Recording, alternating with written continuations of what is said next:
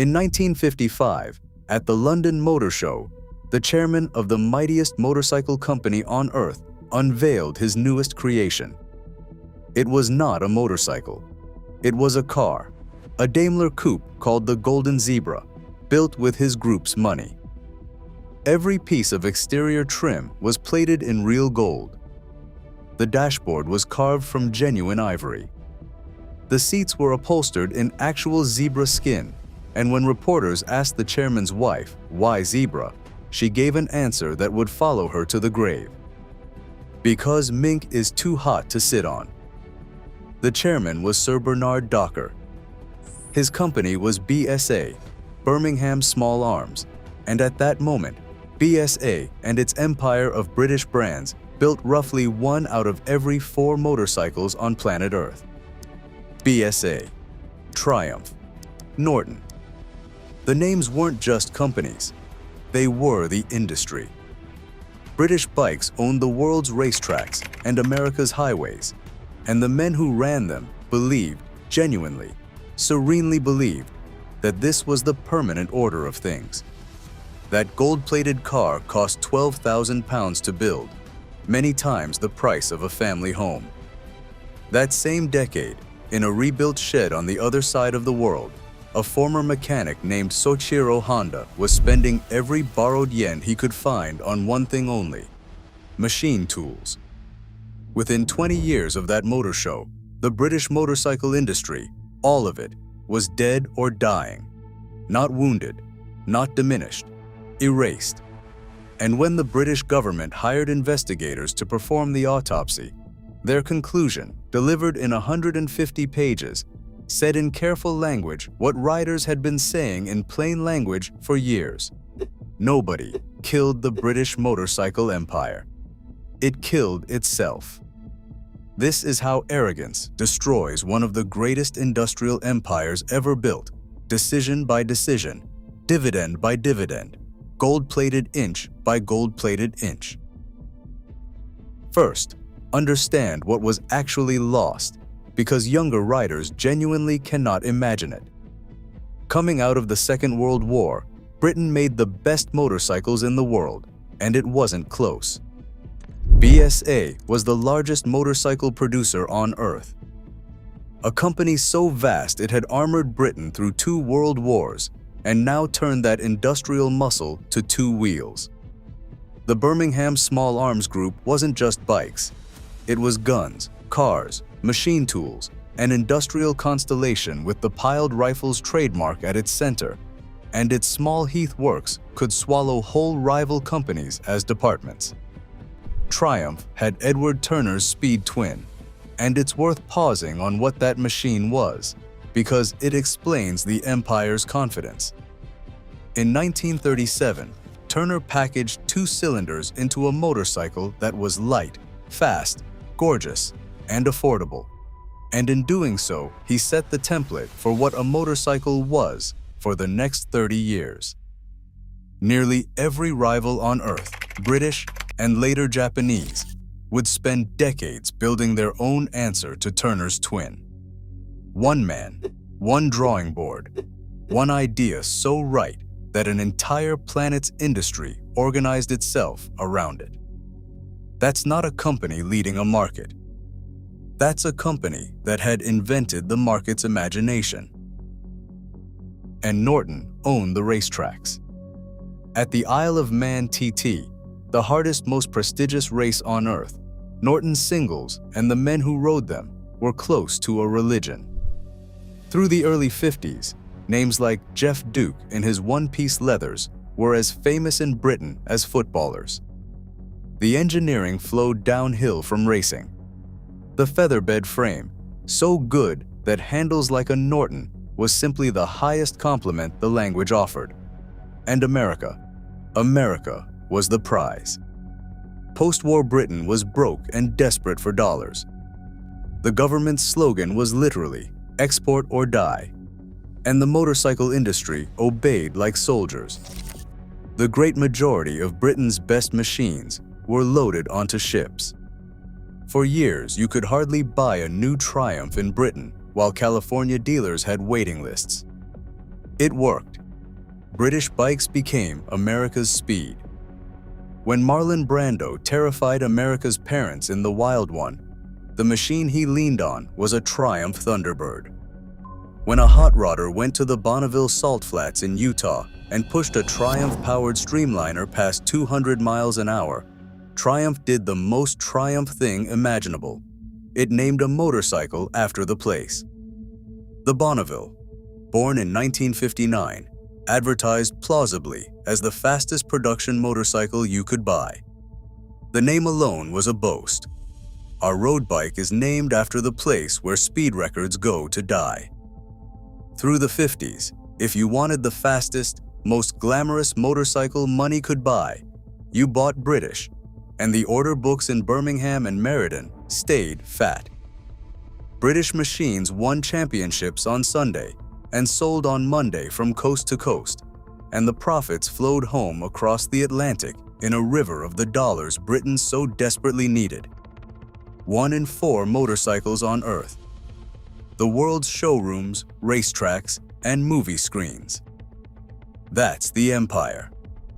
Now let me show you the men who were running it.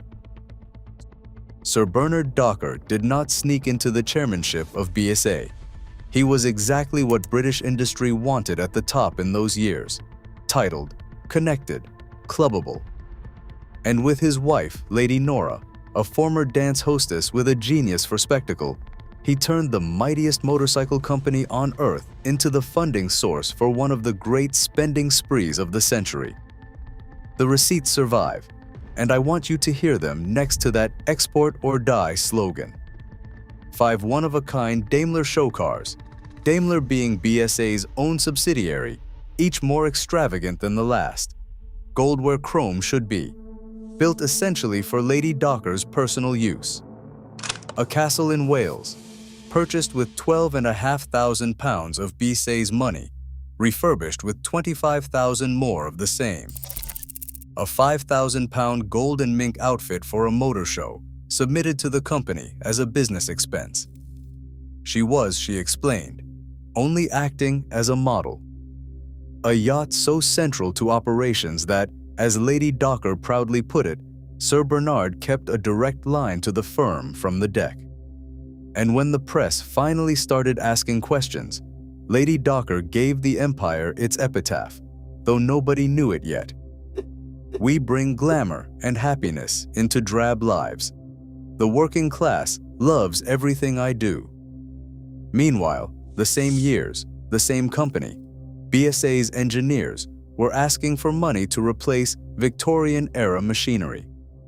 Some of the equipment on those factory floors predated the First World War. The requests went up to the gilded boardroom. The dividends went out to the shareholders. The tooling stayed old.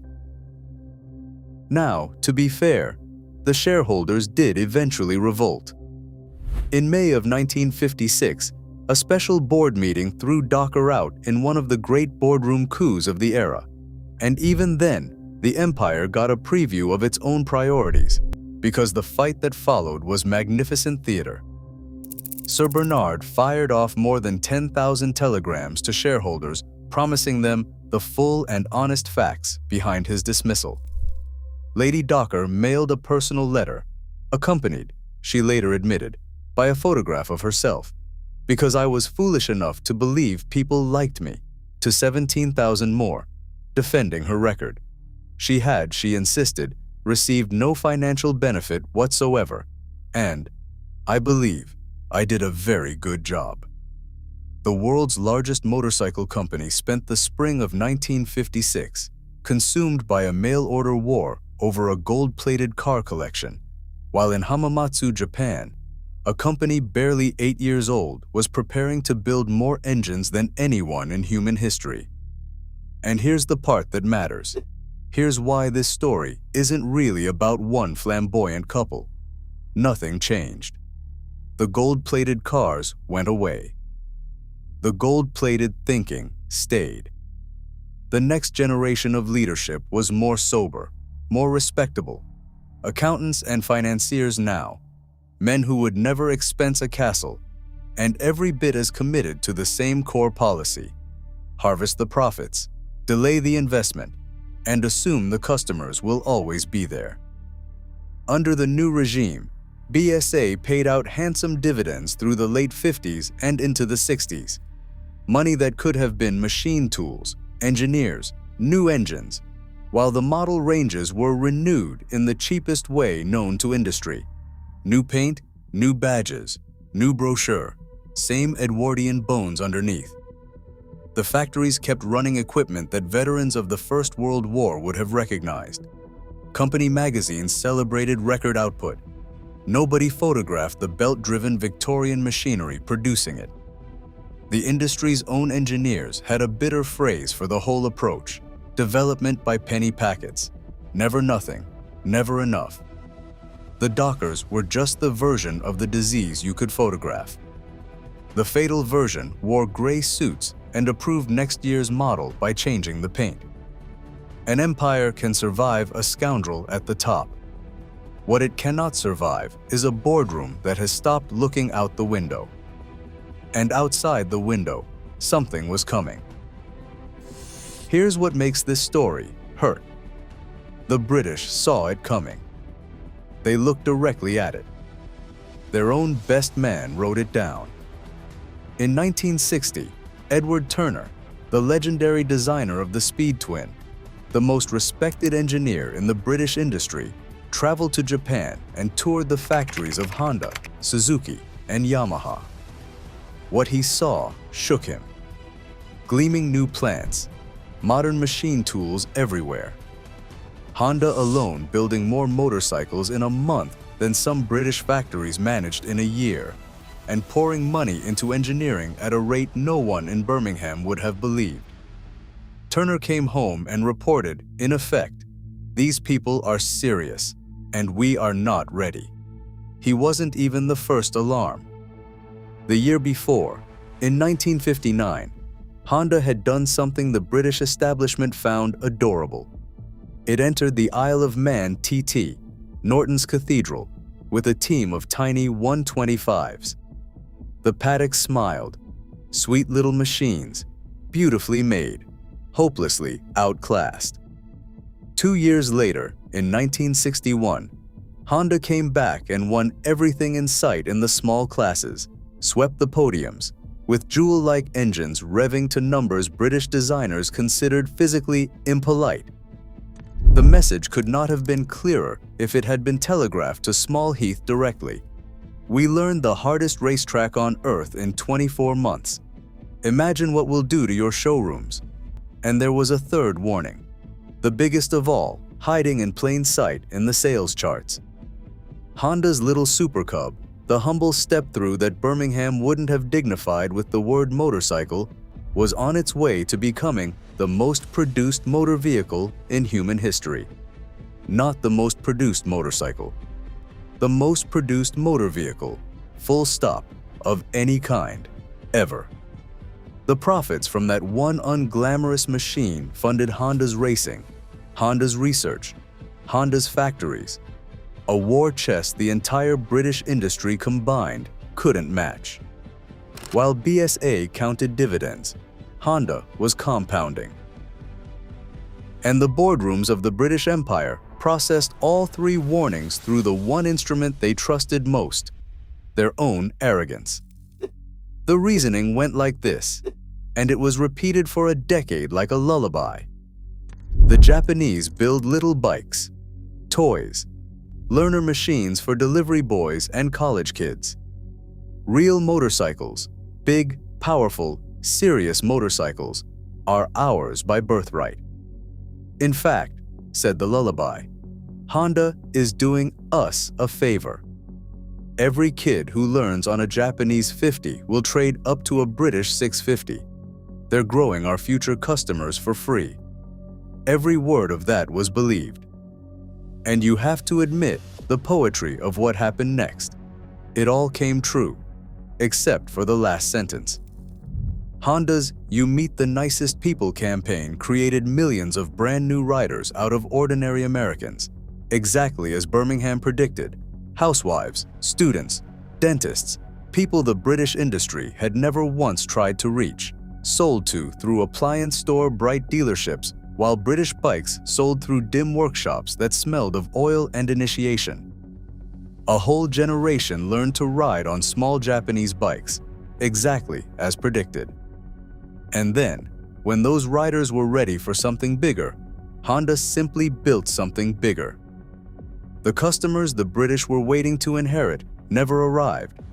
They'd never been Britain's customers at all. They were Honda's. Britain had just agreed to think of them as a savings account it hadn't collected yet. While that lullaby played, the ground war in America was being lost store by store. Honda built a dealer network out of daylight, bright, clean showrooms next to supermarkets, financing at the counter, a salesman who smiled at your wife. The British sold through a thinner, older web of importers and enthusiast shops, temples of oil and initiation, wonderful if you already belonged, forbidding if you didn't. And the American arms of the British companies spent alarming amounts of their energy feuding with each other over territories and models, while Honda simply took the customers neither of them had noticed. The empire was being outsold, yes. More fatally, it was being out-welcomed. And here's the cruelest cut of the timeline. The very end of the 60s was, by the raw numbers, a golden age for British sales in America. The Bonneville had never sold better. The order books around 1968 and 1969 looked magnificent. The boardrooms read those order books as vindication. See, the customers are trading up to us. The lullaby was true.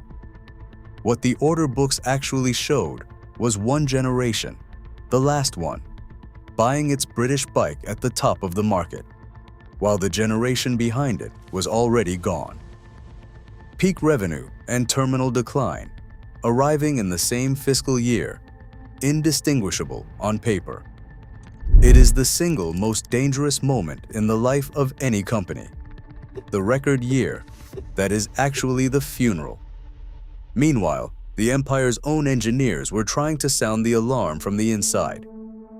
In the mid-1960s, two of the industry's best, Bert Hopwood and Doug Hell, had a 3-cylinder superbike designed and running.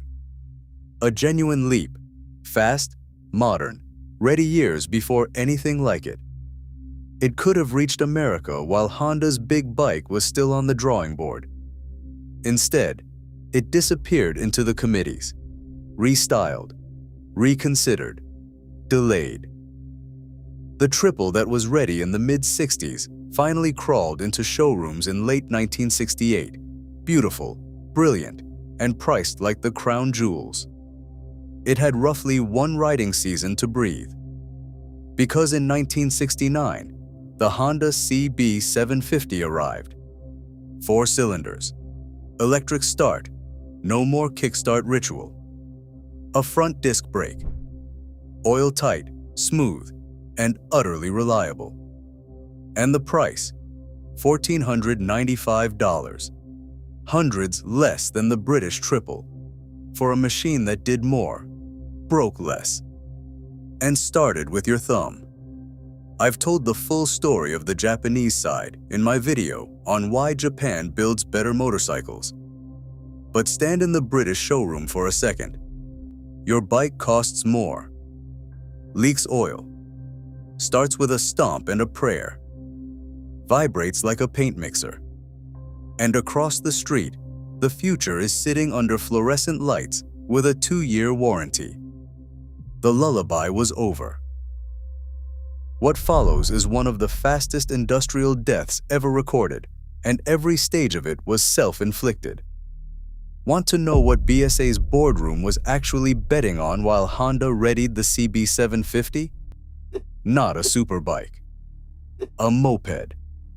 In 1970, with the empire visibly burning, BSA poured a fortune into a 3-wheeled shopping moped called the Ariel 3, a tilting 50 cubic centimeter trike aimed at housewives, launched with great fanfare, and rejected by the British public with something close to unanimity.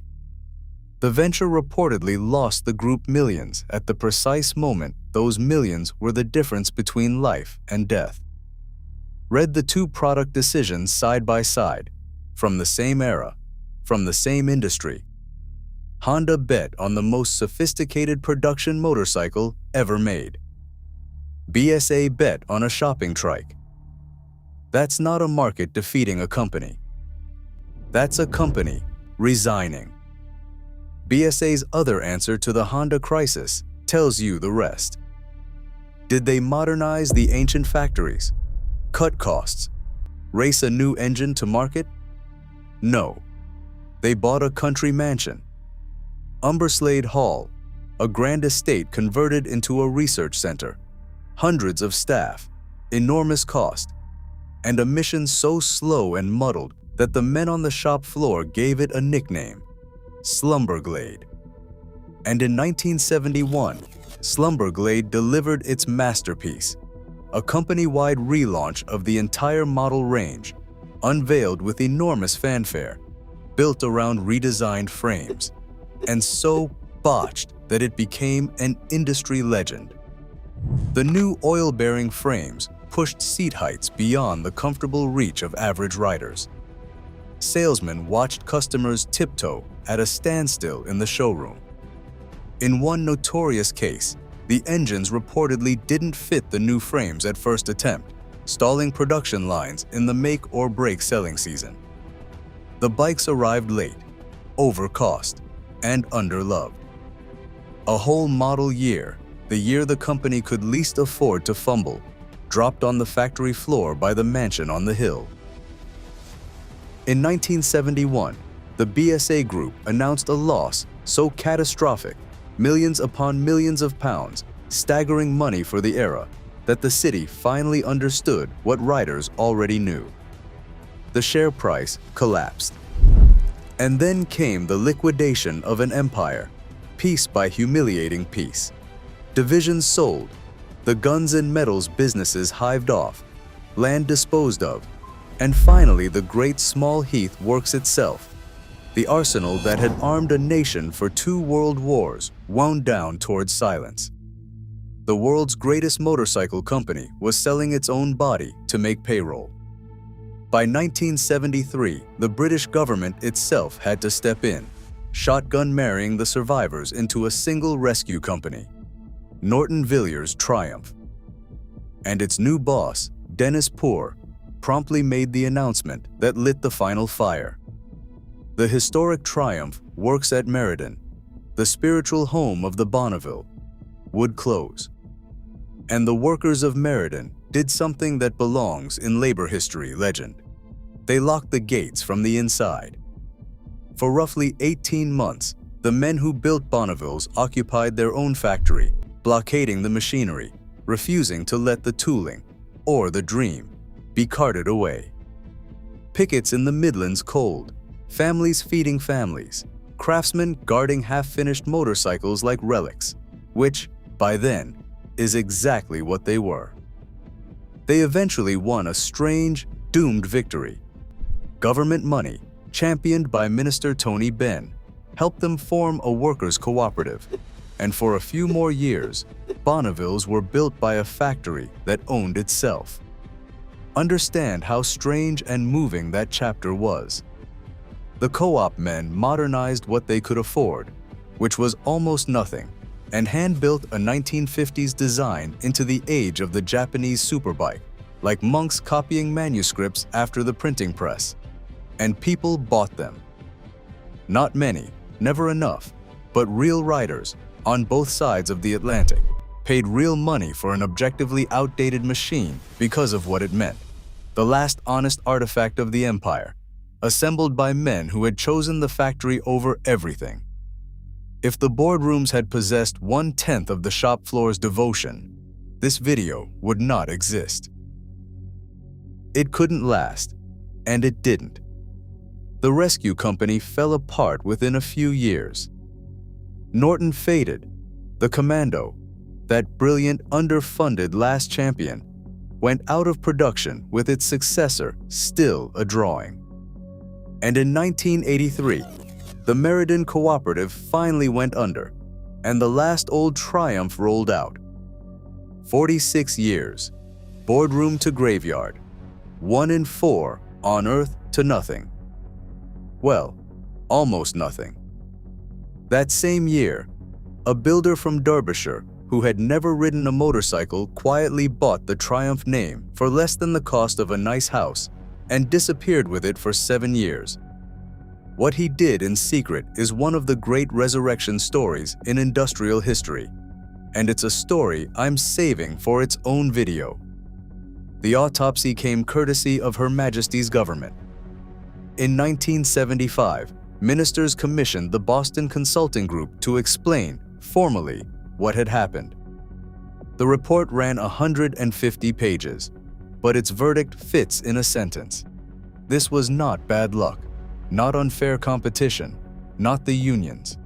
It was decades of choosing this year's profit over next decade's factory, harvesting an empire instead of feeding it, until there was nothing left to harvest.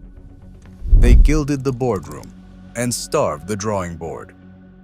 That's the whole autopsy, one sentence shorter. Now, I've given you the villain's version, and every fact in it stands. But this channel doesn't do fairy tales, so let's hold the story up to the light, because a second truth is standing behind the first one. Truth number 2. The empire may have been doomed no matter who sat in the boardroom. Britain came out of the war victorious and bankrupt, bombed factories, rationing into the 1950s, a currency in permanent crisis, and an industrial base running on pre-war bones. The same slow strangulation killed British cars, British shipbuilding, British machine tools, entire industries with different managers, different products, different mistakes, all arriving at the same grave. Japan, rebuilding from zero with new plants, new tools, a hungry home market of millions, and a national mission. Japan was going to win the volume war against any version of Birmingham. The most brilliant, humble, far-sighted British management imaginable might have bought 2 more decades. It probably doesn't buy forever. And a third truth, the one the boardroom version erases. The arrogance was never on the factory floor. The men at Small Heath and Meriden built magnificent machines to the very last day, and the riding public knew it. Here's the paradox that proves it. Even as the companies died, Norton's Commando was voted Machine of the Year by the British motorcycle press year after year after year, a beloved champion built by a bankrupt empire. The Commando and the Bonneville were flawed, starved, outdated, and still so charismatic that riders loved them beyond all reason, still love them today, still pay real money for them at auctions where their Japanese conquerors go cheap. The workers occupied their own factory for a year and a half rather than let it die. And the engineers saw everything. Bert Hopwood, the man who co-designed the Strangled Triple, went home after it was all over and wrote a book whose title is the entire autopsy in 7 words. Whatever happened to the British motorcycle industry? An insider's furious, grieving, receipt by receipt account of warnings ignored and genius wasted. The men who knew best wrote it all down.